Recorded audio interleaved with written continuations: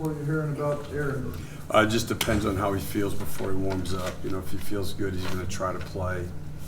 And then obviously if he doesn't, then he won't. What are they telling you about Michael's progress as far as his shoulder? I mean, better, but he's still, I mean, even when he just does like today, he's doing light shooting and, how you doing, Coach? Light shooting and stuff like that. And, you know, he's quite a ways away. So it's interesting. Jimmy Butler's having a tough season shooting, but he's brought his attitude and his professionalism, I think, has really boosted the way the Heat culture has played this year. What do you think about how they've been doing? I think that you watch their team play, and to me, it's always the same thing with them. You know, they're purposeful at both ends of the floor. They have their way to play. They all do it. I think you look at it, the difference would be this year's obviously. I mean, he's a whatever you want to call superstar caliber player, but also it's the shooting part. You know, Robinson, Hero, Myers Leonard shooting the ball great. So I mean, that makes them different. And then you know what they've gotten from the point guard position with both Nunn and now the Dragic is back. And then I would say so far this year, one of the stories in the NBA has got to be Bam Adebayo, you know, his progress and development. So they're balanced. I mean, they're good at offense, they're good at defense, and you have to play a good all-around game to beat them. You mentioned Nunn and Dragic. Heat's got 6 players in double figures. Winslow's only there about 10 games. That's consistent scoring, whoever's on the bench, whoever comes in. How do you challenge that or slow that down? Yeah, I mean, a lot of it's going to have to be the same thing. It's individual defense, you know, helping the right way. And then with Nunn, Dragic, Butler, you know, it's your pick and roll defense. You know, those guys are all going to be involved with pick and rolls, either with the 4, with the 5, or with each other.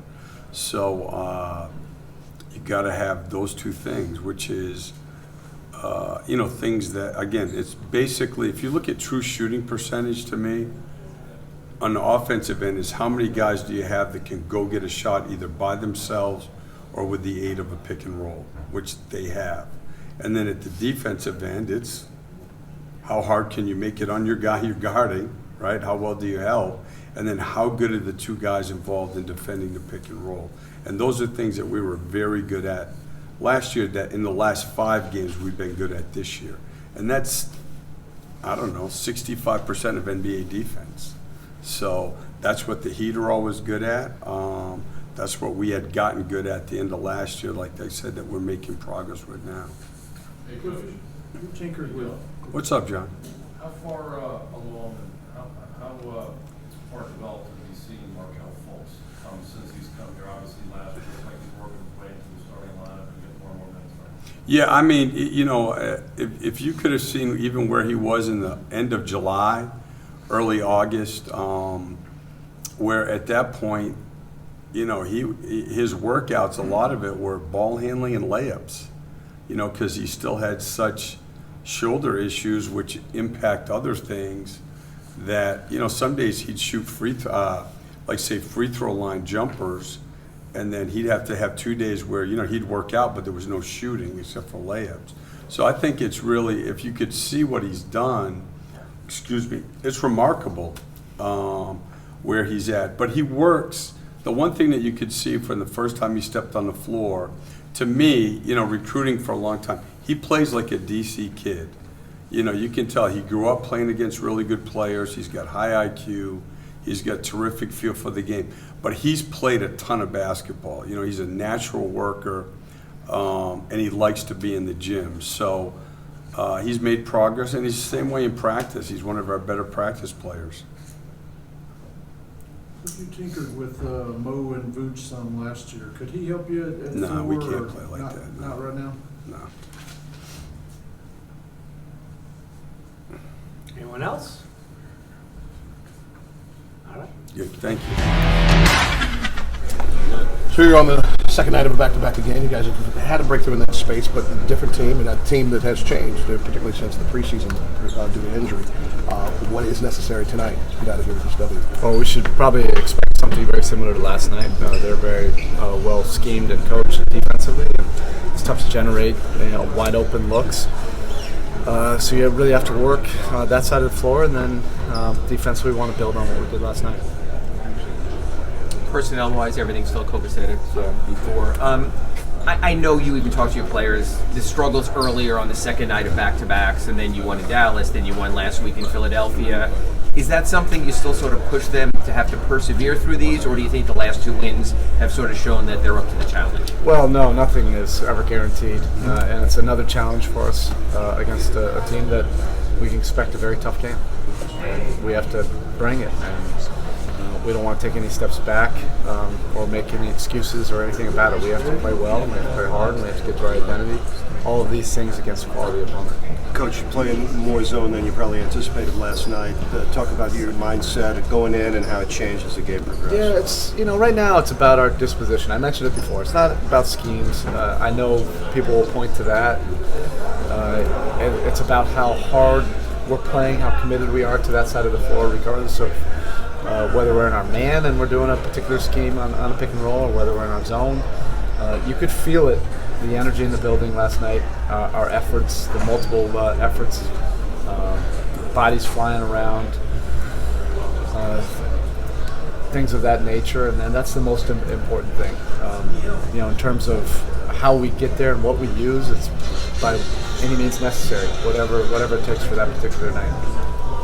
Well, I don't know how much film you watched on the Magic, but how different do you think they'll be without Jonathan Isaac? I mean, he was a big-time difference maker most of the season. He's a big part of what they do. His length is certainly unique. I mean, you don't face that kind of length and skill level on a night-to-night basis. But they're not going to make any excuses. And like I said, Clifford will have these guys ready, and another guy will step up. And they're still going to be true to the things regardless of who's available or not. They're going to defend. They're going to make it tough on you. And then they still have their top 3 scorers available. And these guys have given us problems in the past. Eric, Derrick Jones Jr. was left open for several attempts last night. How do you sort of balance that? If you're open, shoot them, versus when you're a little bit off, maybe don't take what they give you. What do you sort of tell a player on a night like that when he's clearly being left open? Let it fly, make him pay.